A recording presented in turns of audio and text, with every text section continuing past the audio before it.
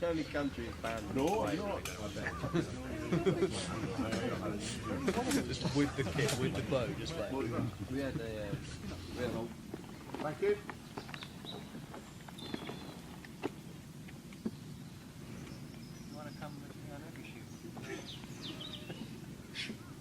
Okay, I'm gonna roll sound speed. Scene 2, shot 21, take 1. Mark it.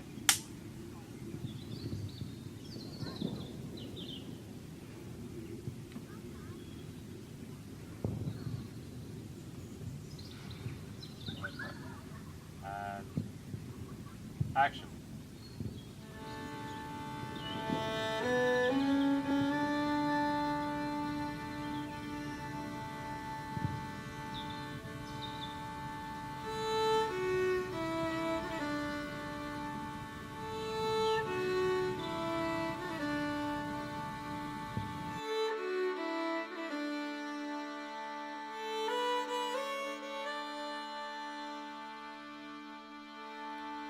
Behind the trench in Flanders, the sun was dropping low. With tramp and creak and jingle, I heard the gun teams go.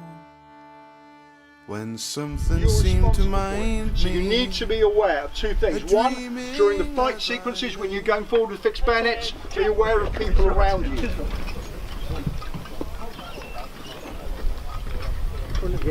Remember, you're meant to have moved through.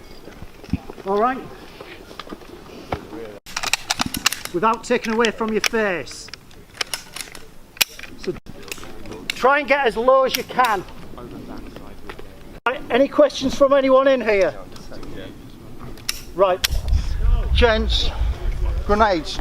Pull the pin, keep the pin. Now, remember, it's an overarm throw, and you want to be looking on where it's going.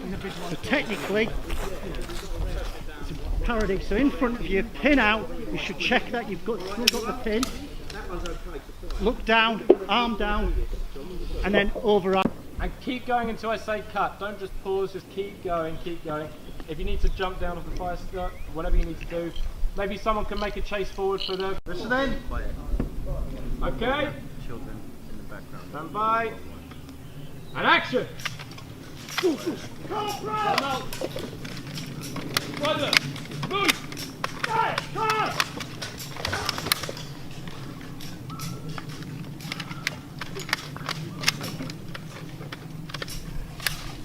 Come out!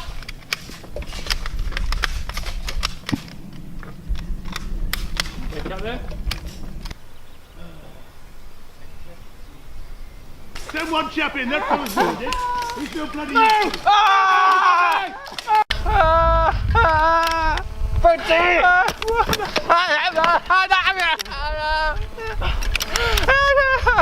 Gormley, I've got bombs for you! Sergeant, we got wounded up here.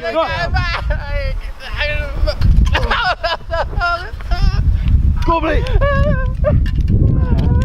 Gormley, bomb! No, it's fine! Down.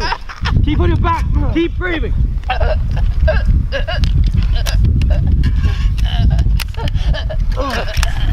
Sergeant, we've got wounded!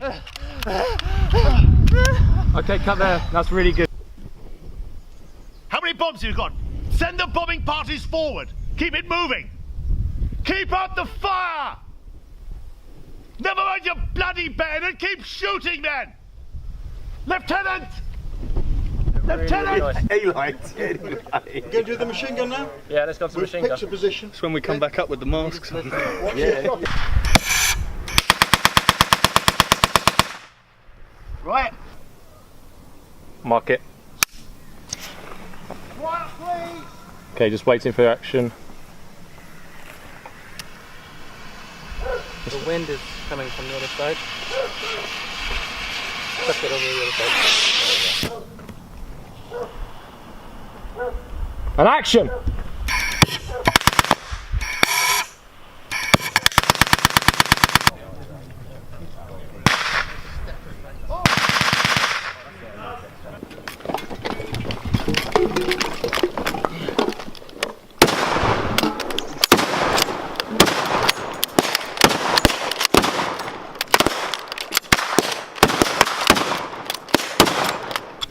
I did try and throw most of them out of shot. Oh, I think we got most of them. We'll leave them there.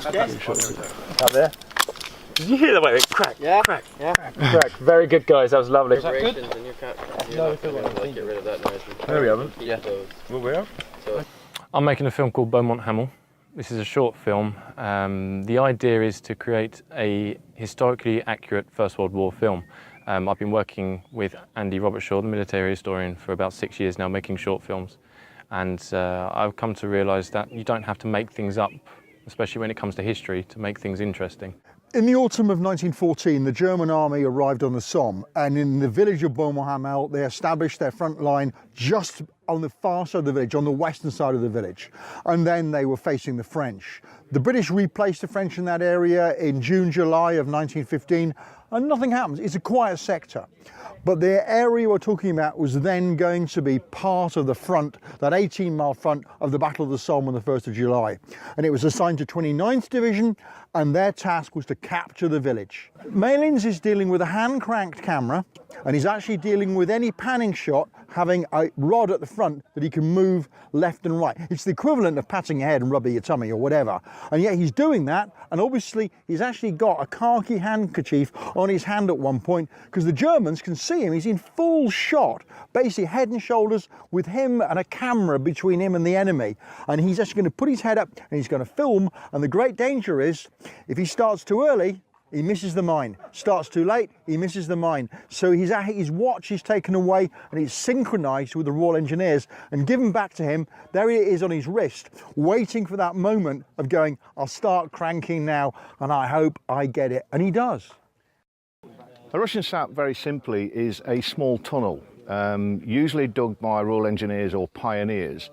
And it was an idea stolen from the Crimean War, hence the name. They're used for secretive advances. In other words, you will advance across no man's land without being seen. Usually this was at night and covert for an attack in the morning. Used a lot in the Somme. And the other thing, the exception to the rule, of course, is very occasionally they would not break out the top of a Russian sap, but out of the end. And this was an ideal thing when you're going into low areas. Dig it to the low area, just go out the end. And your enemy, if you're in cover, will have no idea you've advanced that far. You just simply will not have seen you. The element of surprise is total. Brown thatch with garden blooming, with lily and with rose, and the cool shining river, so pleasant where she flows. Yeah, that's fine. And then Daniel can walk up here. We're going to scrape this front out. And then, yeah, like you said, you just can't really see. So No, you can't. frame it the same way as them. We frame it like that. We could even put a bag on that back corner, just in case. Your name is Walter Livermore from Leon C. Handle goes at the front. Yeah. Oh, yeah, this handle goes. Neil, you should have a helmet on, I'm afraid. Yeah, I know. Pop it on. To be honest, we're moving on to steps. Daniel, can you just turn black and white for me? Okay. Hail's going forward. That's the picture of Elvis Presley. Yeah. When the time for work is over, Okay. where there's rest for horse and man, Scene 12, shot 16, take one. Mark it. And action. they all go home together at the setting of the sun.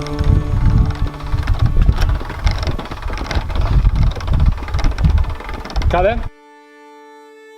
Where there's rest for horse and man, when the longest day is done, and they all go home together at the setting of the sun.